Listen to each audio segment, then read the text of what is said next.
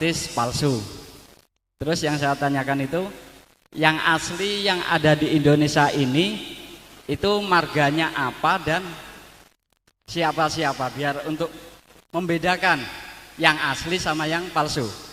Selanjutnya, kalau sudah ada yang asli, kita responnya bagaimana, manggilnya apa, langkah kita bagaimana. Seterusnya, kalau emang yang asli itu emang asli, apakah kita itu wajib memanggil dengan sebutan Habib gitu? Kalau nanti kita nggak memanggil Habib, nanti kita kedosan juga, maksudnya kan gitu. Nggak syiar soalnya. Nah, saya di sini mau minta pencerahan tentang hal itu. Sebelumnya mohon maaf ya Imat atas pertanyaan inilah. Mungkin itu aja dari kami.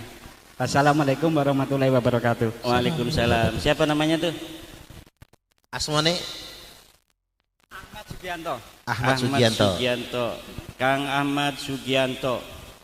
Kita pada prinsip awal tadi bahwa sebuah pengakuan intisab kepada Nabi yang belum diteliti yabqa alal asli, dia biarkan hukumnya seperti itu, ala makana alaihi min qablu.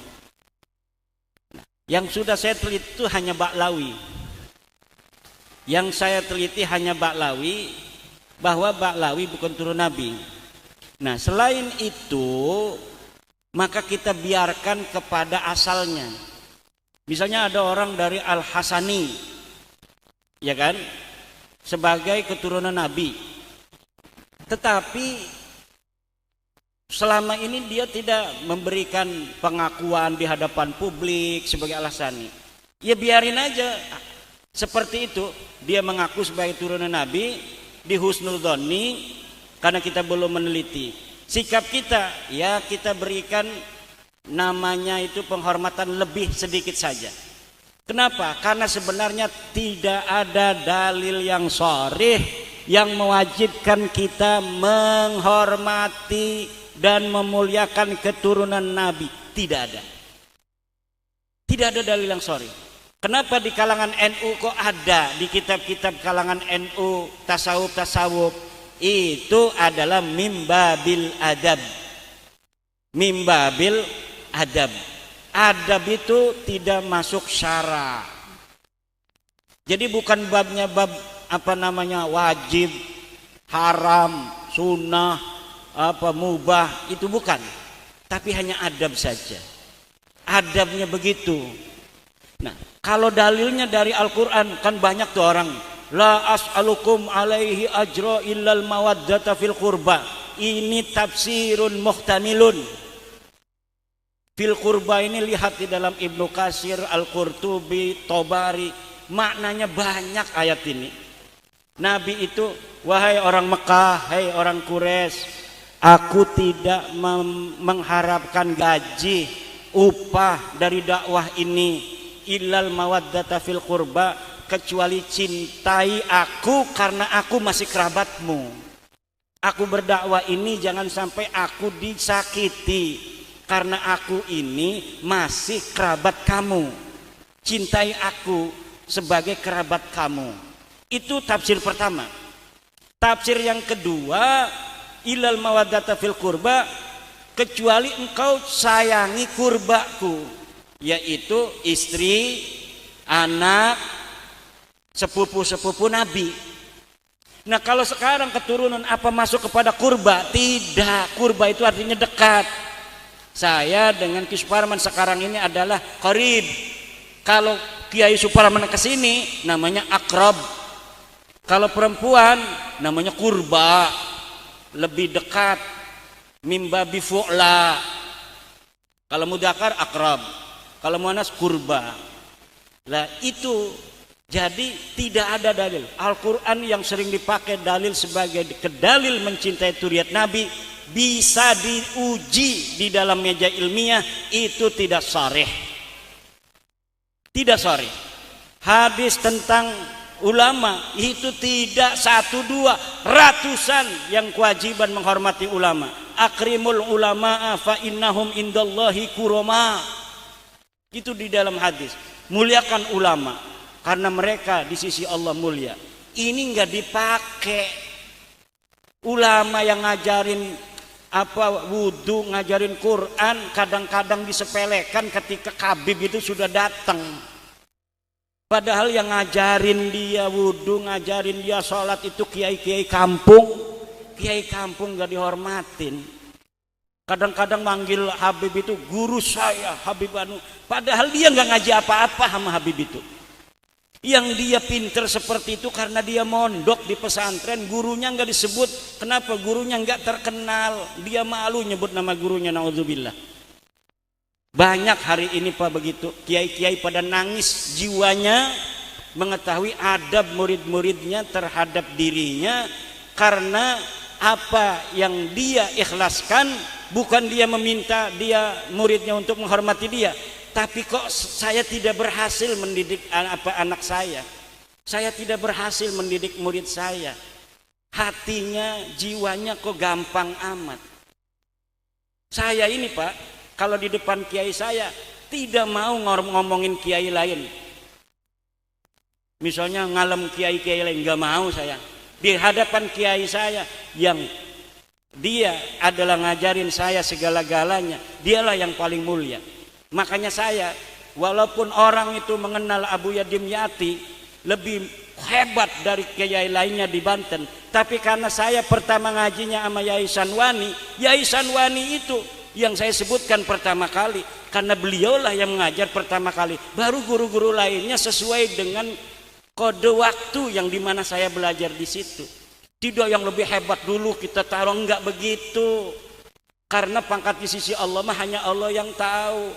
Sedangkan kita manfaat pertamanya dari kiai kita di kampung itu. Maka dialah yang harus kita muliakan lebih dari yang lainnya. Walaupun menurut orang banyak kiai ini kalah dengan kiai itu, kan orang kampung begitu. Tapi kita mah tidak begitu. Penghormatan kita kepada kiai kampung kita yang mengajari Al-Quran harus lebih. Guru ngaji saya kecil masih hidup Pak, dia ustadz di kampung, masih jadi ustadz aja begitu aja sampai sekarang. Tapi saya tidak mau hadarat kalau ada dia. Kenapa? Orang saya bisa baca Quran karena dia kok. Tapi orang yang ngundang saya itu maunya saya yang baca hadarat. Untuk hadarat pimpinan pondok pesantren Nahdlatul Ulum Kiai Maduddin, enggak mau. Saya pegang speaker, saya kasihin guru saya itu. Walaupun tuan rumah itu menyuruhnya saya. Kenapa? Saya bisa hadarat Al-Fatihah karena guru saya kok. Mbah Khalil Bangkalan naik dokar kudanya itu dari Bima, turun langsung pas nanya dari Bima kudanya itu. Kenapa? Karena gurunya dari Bima, Al-Bima. Nggak mau dia berada di atas gurunya walaupun hanya kudanya yang menggunakan nama Bima. Itu akhlak adab saja. Luar biasa kiai-kiai kita. Ya, makanya sekarang ini banyak yang aneh. Gara-gara ada doktrin-doktrin. Coba doktrinnya tuh. Pengasuh pondok pesantren Darul Lughah wa Da'wah, Mbah Harun itu ada di video di YouTube. Kiai-kiai itu jangan sampai ada perasaan lebih tinggi dari para habaib, karena di habaib ini ada darahnya Rasulullah Muhammad sallallahu alaihi wasallam. Apa mau kita naruh anak di seorang pimpinan pesantren yang doktrinnya anak kita akan terus jadi budak dia? Nggak bisa.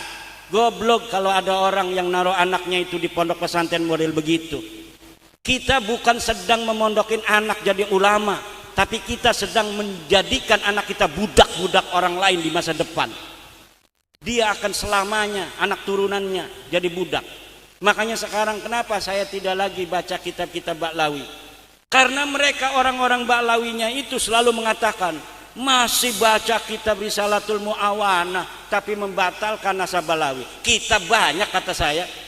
Kalau saya tidak suudon kepada siapa pengarang Risalatul Mu'awanah, tapi orang-orang yang ada di zaman sekarang ngundat-ngundat bil manni wal adza. Oleh karena itu saya tidak mau lagi baca kitab-kitab Ba'lawi. Masih banyak kitab-kitab yang lain, ribuan kitab yang dalam genre yang sama, yang bisa kita ambil barokah dan manfaatnya tanpa keluarganya ngundat-ngundat kepada saya. Tidak mau saya murid-murid saya nanti masa depan ila yaumil qiyamah jadi terus diundat-undat. Kamu nggak bakal barokah karena Sulamut Taufik yang kamu aji itu adalah Ba'lawi. Guru kamunya itu membatalkan Ba'lawi. Tidak mau saya digituin anak murid saya. Saya akan jadikan anak murid saya anak-anak merdeka di masa depan. Saya tidak mau lagi ngaji kitab-kitab Ba'lawi di pondok pesantren saya. Kenapa? Karena orang-orang yang hidup di masa sekarang dari Ba'lawi ngundat-ngundat terus daripada Ba'lawi. Ngundat-ngundat terus kepada santri-santri kita ila yaumil qiyamah. Anak-anak kita tidak akan pernah merdeka di masa depan. Marhaba saya udah nggak mau lagi marhaba ala Habib. Kenapa? Mereka yang ada di zaman sekarangnya ini ngundat-ngundat. Marhabanya dipakai, nasabnya dibatalin. Emang hanya marhaba cara ente yang ada? Kita juga punya marhaba. Nggak mau saya pakai marhaban Habib. Kenapa? Karena mereka ngundat-ngundat itu. Mereka merasa berjasa dengan itu dan mengambil manfaat dari apa yang telah dilakukan oleh leluhur mereka.